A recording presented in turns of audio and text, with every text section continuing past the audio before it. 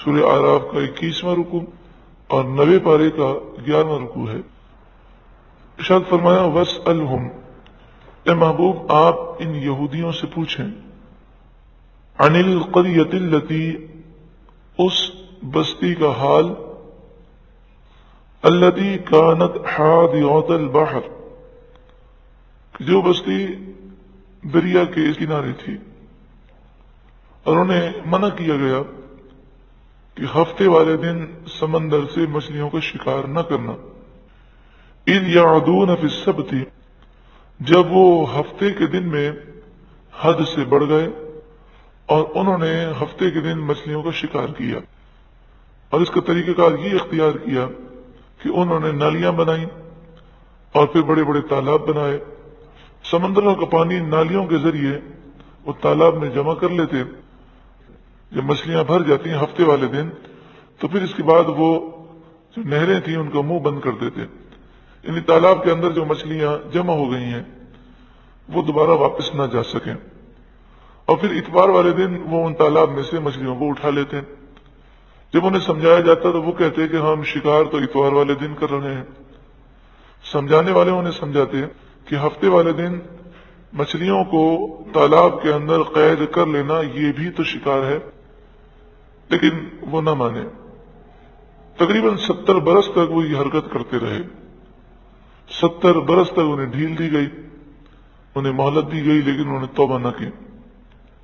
اذ تأتیہم حیتانہم، جب ان کی مچھلیاں ان کے پاس آتی، یوم سبتہم، ہفتے والے دن، شرعن، نگاہوں کے سامنے پانی پر تیرتی ہوئی، یعنی جب ہفتے کا دن ہوتا تو مچھلیاں بہت زیادہ سمندر میں ہوتی، وَيَوْمَ لَا يَسْبِتُونَ لَا تَأْتِيهِمْ، اور ہفتے کے علاوہ دوسرا دن ہوتا تو مچھلیاں نہیں آتی تھیں، یعنی مچھلیاں بہت کم آتی تھیں، سب سے زیادہ ہفتے والے دن آتی تھیں، اور ہفتے کے دن شکار کرنا منع تھا، یہ ان کا امتحان لیا گیا۔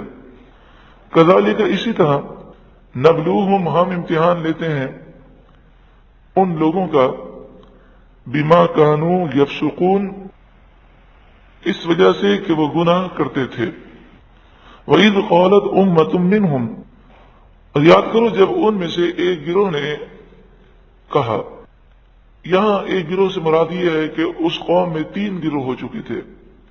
ایک گروہ تو وہ تھا جو گناہ کر رہا تھا، ہفتے کے دن شکار کر رہا تھا، دوسرا گروہ وہ تھا جو انہیں منع کرتا تھا، اور تیسرا گروہ وہ تھا جو خود شکار تو نہیں کرتا تھا لیکن ان لوگوں کی اصلاح سے وہ مایوس ہو چکا تھا، تو اس نے ان لوگوں کو منع کرنا اس نے چھوڑ دیا تھا۔ تو وہ گروہ کہ جو ان لوگوں سے مایوس ہو چکا تھا اور منع کرنا اس نے چھوڑ دیا تھا، اس نے ان لوگوں سے کہا کہ جو انہیں سمجھاتے تھے، لما تعظون قوما اللہ مہلکہم، تم ایسی قوم کو نصیحت کیوں کرتے ہو جسے اللہ ہلاک کرنے والا ہے، او معذبہم، یا اللہ انہیں عذاب دے گا، عذابا شدیدا، شدید عذاب۔ یعنی جو ان کی اصلاح سے مایوس ہو چکے تھے وہ یہ کہتے تھے کہ دیکھو کتنے سال گزر گئے، ہم نصیحت کر رہے ہیں لیکن ان پر کوئی اثر نہیں ہوتا، تو اب تم ان پر محنت اور کوشش کیوں کرتے ہو اور انہیں نصیحت کیوں کرتے ہو، کوئی فائدہ نہیں ہے نصیحت کرنے کا۔ قالوا معذرة الى ربکم، تو جو نصیحت کرتے تھے انہوں نے کہا ہم تمہارے رب کے حضور معذرت کے لیے نصیحت کرتے ہیں، یعنی کل بروز قیامت ہم رب العالمین کی بارگاہ میں عذر پیش کر سکیں، اے مالک و مولا ہم نے تو بہت سمجھایا۔ وَلَعَلَّهُمْ يَتَّقُونَ، اور نصیحت کی دوسری وجہ یہ ہے کہ شاید وہ بچ جائیں، یعنی ہماری امیدیں ختم نہیں ہوئیں، ہم کوشش کر رہے ہیں شاید ان کو ہدایت مل جائے۔ فَلَمَّا نَسُوا مَا ذُكِّرُوا بِهِ، پھر جب وہ نصیحتوں کو بھول بیٹھے، جو نصیحتیں انہیں کی گئیں انہوں نے ان نصیحتوں کو بھلا دیا اور گناہ کرتے رہے، 70 سال گزر گئے۔ انجینا الذین ینہون عن السوء، تو جو برائی سے روکتے تھے ہم نے انہیں نجات دی۔ وَأَخَذْنَا الَّذِينَ ظَلَمُوا بِعَذَابٍ بَئِيسٍ بِمَا كَانُوا يَفْسُقُونَ، اور ہم نے ظالموں کو اپنے عذاب سے پکڑ لیا، بعذاب بئیس، بڑے سخت عذاب سے پکڑا، بما کانوا یفسقون، اس وجہ سے کہ وہ گناہ کیا کرتے تھے۔ تو جو گناہ کرتے تھے ان پر عذاب آیا، اور جو نصیحت کرتے تھے انہیں نجات دی گئی، اور جو گناہ سے بچتے تھے لیکن نصیحت نہیں کرتے تھے ان کا ذکر قرآن نے نہیں کیا۔ تو اس سے معلوم ہوتا ہے کہ نصیحت کرنا یہی باعث نجات ہے اور اسی کی فضیلت ہے۔ چاہے سامنے والا تسلیم نہ بھی کرے پھر بھی ہمیں نصیحت ضرور کرنی چاہیے تاکہ ہم پر خصوصی فضل اور برکتوں کا نزول ہو۔ لیکن بعض مفسرین نے فرمایا کہ حضرت عبداللہ بن عباس رضی اللہ تعالی عنہما یہ آیات پڑھ کر رو پڑے اور آپ بڑے پریشان ہوئے کہ آج ہم کئی مواقع پر نصیحت نہیں کر پاتے، تو جو نصیحت کرتے تھے ان کی نجات کا ذکر تو ہے، لیکن جنہوں نے نصیحتیں نہ کی لیکن خود گناہوں سے بچے ان کی نجات کا ذکر قرآن نے نہیں کیا۔ تو آپ کے ایک شاگرد اور جلیل القدر جو ہے تابعی ہیں، انہوں نے عرض کی حضرت بات یہ ہے کہ نیکی کی دعوت دینا اور برائی سے روکنا یہ فرض کفایہ ہے، تو جب ایک گروہ نے وہ فرض ادا کر لیا تو دوسروں کی ذمہ داری پوری ہو گئی۔ تو جب اس قوم کو بنے ہیں اور آنکھیں بھی بنی ہیں لیکن نہ وہ آنکھیں دیکھ سکتی ہیں، نہ ہاتھ پکڑ سکتے ہیں، نہ پاؤں چل سکتے ہیں، ام لہم آذان یسمعون بہا، تو حضرت عبداللہ بن عباس رضی اللہ تعالیٰ عنہ یہ بات سن کر بڑے خوش ہوئے اور کھڑے ہو کر آپ نے انہیں معانقہ کیا اور بوسہ دیا اور کہا کہ تم نے یہ جواب دے کر میرے دل کو تسلی دے دی۔ اس تفسیر سے معلوم ہوا کہ نصیحت کرنا ضروری ہے، لیکن اگر ایک گروہ نصیحت کر دیتا ہے اور جو گناہ کر رہا ہے اس کو مثلا مثال کے طور پر ہمارے محلے میں ایک شخص گناہ کر رہا ہے تو 3-4 آدمی جا کر اسے سمجھا دیتے ہیں تو پورے محلے کی طرف سے یہ فرض ادا ہو گیا۔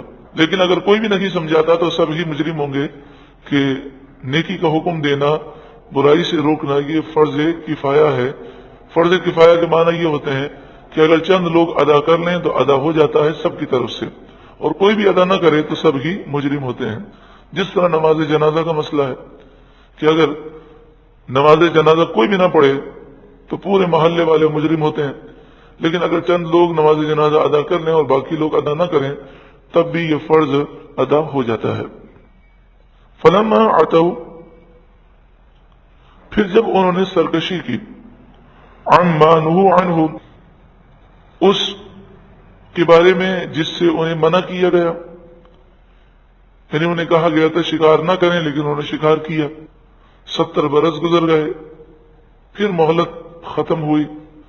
اس سے معلوم ہوا کہ انسان کبھی کبھی گناہ کرتا ہے لیکن اس گناہ کا اثر فوراً ظاہر نہیں ہوتا، مہلت ہوتی ہے، تو اس مہلت سے فائدہ اٹھانا چاہیے اور توبہ کر لینی چاہیے۔ قلنا لہم، ہم نے ان سے کہا کونوا، تم ہو جاؤ قردۃ خاسئین، دھتکارے ہوئے بندر۔ جو لوگ گناہوں سے بچتے تھے انہوں نے بستی کے 2 حصے کر لیے، ایک دیوار انہوں نے کھینچ لی اور خود دوسری طرف ہو گئے۔ انہوں نے کہا کہ تم ہماری نصیحتوں کو نہیں مانتے، لہذا نہ ہم تم سے سلام کریں گے، نہ ہمارے تم سے کوئی تعلقات رہیں گے، اور نہ ہم تمہارے ساتھ کھائیں گے پیئیں گے۔ تم گناہ کر رہے ہو تو تم اس طرف جاؤ، ہم اس طرف رہیں گے۔ انہوں نے بستی کے 2 حصے کر لیے۔ ہاں، بیچ میں ایک دروازہ رکھا تھا جس دروازے سے لوگ جاتے تھے اور انہیں جا کر سمجھاتے تھے، تو یہ دروازہ صرف اور صرف انہوں نے نصیحت کرنے کے لیے رکھا تھا۔ ایک دن صبح انہوں نے دیکھا کہ بڑا سناٹا ہے، کوئی آواز نہیں آ رہی، دھواں بلند نہیں ہو رہا، تو نیک لوگ کہنے لگے کہ لگتا ہے کہ یہ لوگ رات کو شرابیں پی کر اب مست ہو کر بالکل پڑے ہیں، دیکھنا چاہیے کیا ہوا۔ جب وہ دیوار پر چڑھے تو انہوں نے دیکھا کہ نیچے اس بستی میں انسان نظر نہیں آ رہے، بندر ہی بندر ہے۔ تو بڑے پریشان ہوئے کہ یہ کیا ہوا۔ وہ دروازہ کھول کر اندر گئے تو وہ بندر آتے اور روتے تھے اور ان کے کپڑے سونگتے تھے اور لپٹ لپٹ کر رونے لگے۔ وہ بندر تو بن گئے تھے لیکن ان کی دماغی جو حص ہے وہ باقی تھی، وہ باتوں کو سمجھتے تھے، سنتے تھے۔ تو انہوں نے پھر انہیں کہا افسوس ہے، ہم نے تمہیں اتنا سمجھایا مگر تم ایمان نہ لائے، تم ہماری بات پر یقین نہ لائے۔ ہم کہتے تھے کہ اللہ کا عذاب آنے والا ہے لیکن تم نافرمانی کرتے رہے۔ یہاں پر یہ بات اچھی طرح سمجھ لیں کہ یہ کوئی کافر نہیں تھے، یہ لوگ مومنین تھے، مسلمان تھے، توریت کے ماننے والے تھے، لیکن ایک حکم کی انہوں نے نافرمانی کی اور مسلسل وہ کرتے رہے۔ اور وہ بھی ڈائریکٹ انہوں نے نافرمانی نہیں کی بلکہ اس کا ایک ناجائز ہیلا کیا کہ ہفتے کے دن مچھلیوں کو تالاب کے اندر قید کر لیا اور اتوار کے دن اٹھایا، پھر بھی اللہ کا عذاب و غضب نازل ہوا۔ اس میں عبرت ہے مسلمانوں کے لیے کہ ہم تو جان بوجھ کر ایک نہیں کئی گناہ کرتے ہیں اور پھر کہتے ہیں یہ پریشانیاں، یہ مصیبت، یہ آفت، یہ بلائے۔ اب ہم صرف ایک اپنی زبان کو ہی لے لیں، اپنی اس زبان سے ہم کتنے لوگوں کے دلوں کو توڑ دیتے ہیں۔ کیا ہم اپنے تمام رشتہ داروں کے حقوق ادا کرتے ہیں؟ کیا ہم اپنے تمام پڑوسیوں کے حقوق ادا کرتے ہیں؟ کئی ایسے لوگ ہیں کہ جنہوں نے صرف ذاتی معاملات کی وجہ سے اپنے رشتہ داروں سے قطع تعلقی کی ہوئی ہے۔ کئی ایسے ہیں جو بہن کے حقوق ادا نہیں کرتے، کئی بھائی کے حقوق ادا نہیں کرتے، کئی ماں باپ کے حقوق ادا نہیں کرتے۔ تو حسن اخلاق اور حقوق العباد یہ زیادہ فوقیت رکھتا ہے۔ دیکھیں حضرت فقی ابو اللہ سمرقندی علیہ الرحمہ نے آپ نے لکھا کہ ایک شخص ساری زندگی اس نے مسجد الحرام میں اعتکاف کیا اور کئی سالوں تک وہ مکہ شریف میں وہ عبادت کرتا رہا، تو اسے اللہ تبارک و تعالی نے عذاب میں مبتلا کیا اس وجہ سے کہ اس نے اپنی بہن کا خیال نہیں رکھا تھا۔ حالانکہ قطع تعلق ہی نہیں تھی، صرف اور صرف اس نے عبادات میں مشغول ہونے کی وجہ سے بہن کا خیال نہیں رکھا۔ تو فرمایا وہ ضرورت مند تھی، اس کا خیال کیوں نہیں رکھا؟ تو وہ خواب میں بھی کسی کو کہتا ہے جا کے میری بہن سے معافی مانگو اور اسے کہو کہ مجھے معاف کر دے۔ جب وہ معاف کرتی ہے تو اس کے عذاب کو اللہ تعالیٰ دور فرماتا ہے۔ تو یہاں تو قطع تعلقیاں ہیں اور انسان کیا کچھ کہہ دیتا ہے، اور یہ مسئلہ اچھی طرح سمجھنا چاہیے کہ یہ بنیاد بنانا کہ اس نے میرے ساتھ یہ کیا، میرے بچوں کے ساتھ یہ کیا، لہٰذا میں یہ کر رہا ہوں، یہ سب ذاتی وجوہات ہیں اور شریعت ہمیں حسن اخلاق کا حکم دیتی ہے۔ ہاں شرعی مسائل ہیں کہ جیسے رشتہ دار بد عقیدہ ہیں، بد مذہب ہیں، قادیانی ہیں، گستاخ رسول ہیں، گستاخ صحابہ ہیں، اولیاء کرام کے گستاخ بے ادب ہیں، اور پھر ہمارا قطع تعلقی صرف محض اللہ کی رضا کے لیے، یہ نہ ہو کہ ہم بہانہ تو بنائیں گے یہ گستاخ صحابہ ہے لیکن اصل بات یہ ہو کہ اس نے کچھ بات کہہ دی ہو، وہ ہمیں بری لگ گئی ہو، اس لیے ہم نے قطع تعلقی کی، یہ نہیں، صرف محض اللہ کی رضا کے لیے کہ اللہ تبارک و تعالی سے جسے محبت ہے، اس کے رسول سے محبت ہے، صحابہ سے محبت ہے، اولیاء سے محبت ہے، تو ہماری اس سے محبت ہے، اور اگر ایسا نہیں تو پھر ہماری اس سے محبتیں نہیں ہو سکتی۔ لیکن آج جتنی قطع تعلقیاں پائی جاتی ہیں اس میں سے 99.99% صرف اپنی ذات کے لیے، اللہ اور اس کے رسول کے لیے ناراض کوئی بھی نہیں ہوتا، لاکھوں میں کوئی ایک ہوگا۔ میں اس کر رہا تھا کہ کتنے ہمارے گناہ ہیں، پھر ہم کہتے ہیں یہ پریشانیاں ہیں، یہ مصیبتیں ہیں، کاروباری نقصان ہے۔ رسول اللہ صلی اللہ علیہ وآلہ وسلم نے فرمایا کہ جو عمر میں برکت چاہتا ہو، جو رزق میں برکت چاہتا ہو، اسے چاہیے کہ وہ رشتہ داروں سے اچھا سلوک کرے، رشتہ داروں سے میل جول کرے۔ تو بتائیے جب ہم اپنے رشتہ داروں سے صحیح تعلقات رکھیں گے نہیں، ہماری زبان تیر کی طرح چلتی ہو اور لوگوں کے دلوں کو زخمی کرتی ہو اور ہم بد اخلاق ہوں، تو آپ بتائیے پھر روزی میں برکت کہاں سے ہوگی، عمر میں برکت کہاں سے ہوگی؟ یہ بنی اسرائیل ایک گناہ میں مبتلا تھے، صرف ایک گناہ۔ وہ گناہ کیا تھا کہ شکار ہفتے کے دن کرتے تھے، اس لیے انہیں بندر بنا دیا گیا۔ وَإِذْ تَأَذَّنَ رَبُّكَ، اور یاد کرو جب تمہارے رب نے حکم سنا دیا، لَيَبْعَثَنَّ عَلَيْهِمْ إِلَى يَوْمِ الْقِيَامَةِ مَن يَسُومُهُمْ سُوءَ الْعَذَابِ، ضرور قیامت کے دن تک میں ان پر ایسے کو بھیجتا رہوں گا جو انہیں سخت سزا دیں گے۔ یعنی یہودیوں نے چونکہ اللہ کی ایسی نافرمانیاں کی ہیں کہ قیامت تک وہ ذلیل رسوا اور پریشان ہوتے رہیں گے، یعنی انہیں سکون آج تک حاصل نہیں ہے۔ ان ربک لسریع العقاب، بے شک تمہارا رب ضرور جلد سزا دینے والا ہے۔ وَإِنَّهُ لَغَفُورٌ رَحِيمٌ، اور بے شک وہ ضرور بخشنے والا مہربان ہے۔ وَقَطَّعْنَاهُمْ فِي الْأَرْضِ أُمَمًا، اور ہم نے زمین میں لوگوں کو گروہ در گروہ تقسیم فرما دیا۔ منہم الصالحون، ان میں سے کچھ نیک پرہیزگار ہیں، ومنہم دون ذلک، اور کچھ اور طرح کے لوگ ہیں۔ وبلوناہم بالحسنات والسیئات، اور ہم نے انہیں بھلائیوں سے اور تکلیفوں سے آزمایا، یعنی دنیا کے اندر جو نعمتیں ملی وہ بھی امتحان ہے، اور جو نعمتیں چلی گئیں، جو مصیبتیں آئیں، وہ بھی امتحان ہے۔ لعلہم یرجعون، تاکہ وہ رجوع کریں، رب کی بارگاہ میں توبہ کریں، اور رب کی بارگاہ میں وہ گڑ گڑائیں۔ نعمت ملے اور پھر تکلیف کے بعد راحت، تو اس طرح راحت کی قدر ہوتی ہے۔ اگر موسم تبدیلی نہ ہوتا اور معتدل موسم ہوتا تو موسم کی قدر نہ ہوتی، لوگ خوش ہوتے ہیں، آج تو بڑا اچھا موسم ہے۔ تو گرمی، سردی، یہ مختلف موسم، بارشیں، تو یہ چیزیں آپ دیکھیں نا، اگر مسلسل بارشیں ہونے لگیں تو لوگ پریشان ہو جاتے ہیں۔ مسلسل گرمی ہو تب بھی پریشان، مسلسل سردی ہو تب بھی پریشان۔ تو جس طرح موسم تبدیل ہوتے ہیں، اس طرح لوگوں کے حالات بھی تبدیل ہوتے ہیں، تاکہ وہ مختلف حالات میں جب راحتیں ہوں تب وہ شکر ادا کریں۔ فَخَلَفَ مِن بَعْدِهِمْ خَلْفٌ، پھر ان کے بعد کچھ نالائق آئے، وَرِثُوا الْكِتَابَ، جو نالائق کتاب کے وارث ہو گئے، وہ اہل نہیں تھے لیکن کتاب کے وارث ہو گئے، کیونکہ لائق لوگ چلے گئے، اب نالائق باقی رہے۔ یأخذون عرض هذا الادنى، وہ اس دنیا کا مال لیتے ہیں، عرض سامان، هذا الادنى اس دنیا کا، وہ اس دنیا کا سامان حاصل کرتے ہیں اللہ کی کتاب کے ذریعے، یعنی وہ آخرت کو برباد کرتے ہیں، دنیا کو ترجیح دیتے ہیں۔ پھر گناہ کر کے، رشوتیں لے کر، غلط فیصلے سنا کر، غلط مسئلے بتا کر، جان بوجھ کر یہ حرکتیں بھی کرتے ہیں، اور پھر کہتے یہ ہیں کہ ہمیں سب بخش دیا جائے گا، ہم پہنچے ہوئے ہیں، ہماری پکڑ بالکل نہیں ہوگی، جو چاہیں ہم کریں۔ وَيَقُولُونَ، اور وہ کہتے ہیں، سَيُغْفَرُ لَنَا، ان قریب ہمیں بخش دیا جائے گا۔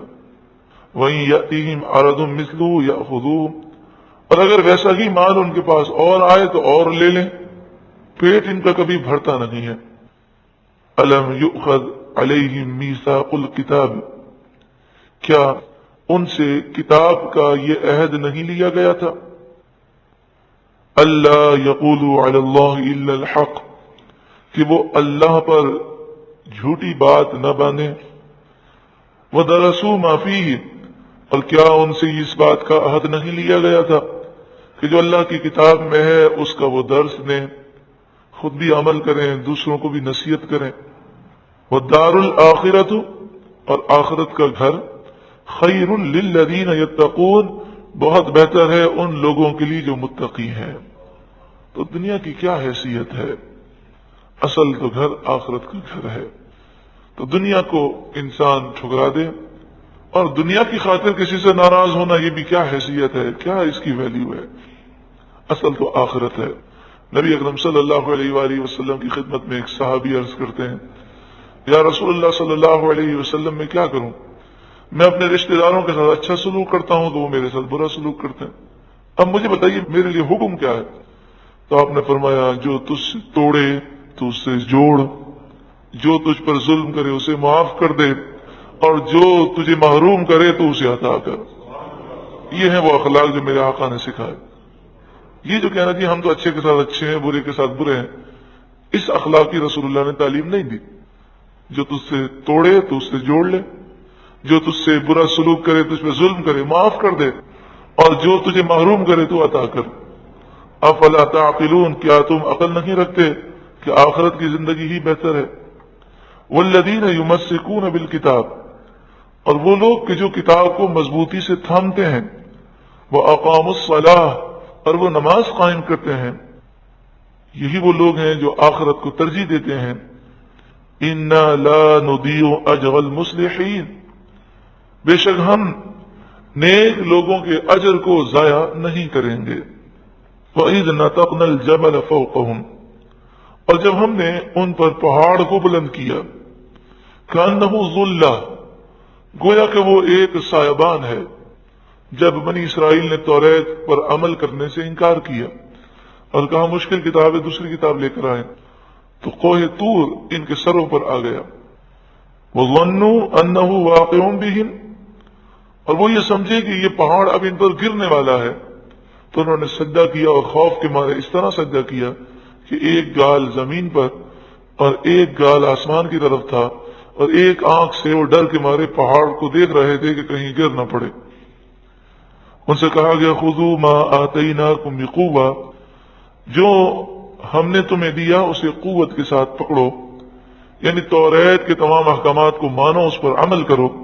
یہی حکم قرآن کے لیے ہے کہ انسان قرآن کو مانے اور مضبوطی کے ساتھ تھام کے رکھے۔ وَاذْكُرُوا مَا فِيهِ لَعَلَّكُمْ تَتَّقُونَ، اور جو اس میں مضمون ہے اسے یاد کرو تاکہ تمہیں پرہیزگاری نصیب ہو۔ توریت، انجیل، زبور انبیاء کے علاوہ کسی اور کو یاد نہیں ہو سکتی تھی، تو یہاں پر وذکروا سے مراد یہ ہے کہ جو نصیحت کی باتیں جس موضوع پر تمہیں بتائی گئیں ان موضوعات کو، نصیحتوں کو یاد رکھو۔ مثلا جھوٹ کے اوپر تمہیں درس دیا گیا تو تم جھوٹ سے بچنے کی کوشش کرو، حرام سے بچنے کی کوشش کرو۔ ان باتوں کو یاد رکھو گے، کتاب اللہ میں یہ باتیں لکھی ہیں، لعلکم تتقون، تو فائدہ یہ ہوگا کہ تمہیں تقوی اور پرہیزگاری نصیب ہوگی۔ اللہ تعالی ہمیں عمل کی توفیق عطا فرمائے۔